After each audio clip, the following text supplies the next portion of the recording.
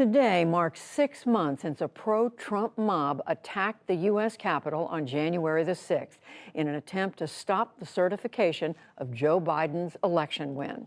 For a deeper look at the investigations into that day, I'm joined now by our Lisa Desjardins. Hello, Lisa. So tell us now, where does it stand in terms of finding out and arresting those who broke into the Capitol? Let's talk about this sweeping investigation that's been all around the country, led by tips in part to the FBI. Here's where that stands. So far, the FBI has arrested about 535 people in these investigations. Now, from that group, 10 have pleaded guilty themselves. The rest have cases pending. Now, this is a wide range of different kinds of charges.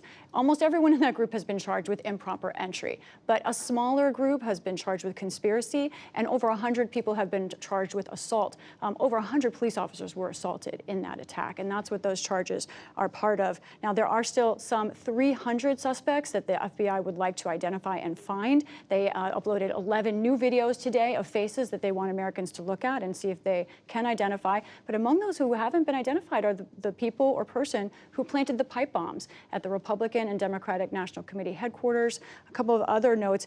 We know where these sentences are going just based on a few guilty pleas, some for misdemeanors like improper entry. A woman recently was given 3 years probation for that. She apologized in court, and that's why she got a lenient sentence. But on the other hand, we just saw a guilty plea from an oath keeper who pleaded guilty to conspiring to, in fact, trying to overturn the election.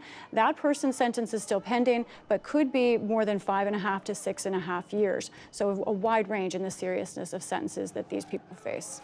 And Lisa, what about inside the Capitol? Where are we in terms of the attempt to find out who was responsible in terms of investigations and also, you know, to make sure the Capitol is safe? That's right. That is a big question right now. The U.S. Capitol Police put out a release today saying here's where they are. And I want to break down what we know about Capitol security going forward. One thing that's new, Capitol Police are actually opening 2 offices in Florida and California to deal with threats against members. That shows you what's going on in these offices. A lot of these members are getting threats continuing after January 6th. Now, the fences outside the Capitol, the last fences are expected to come down this week.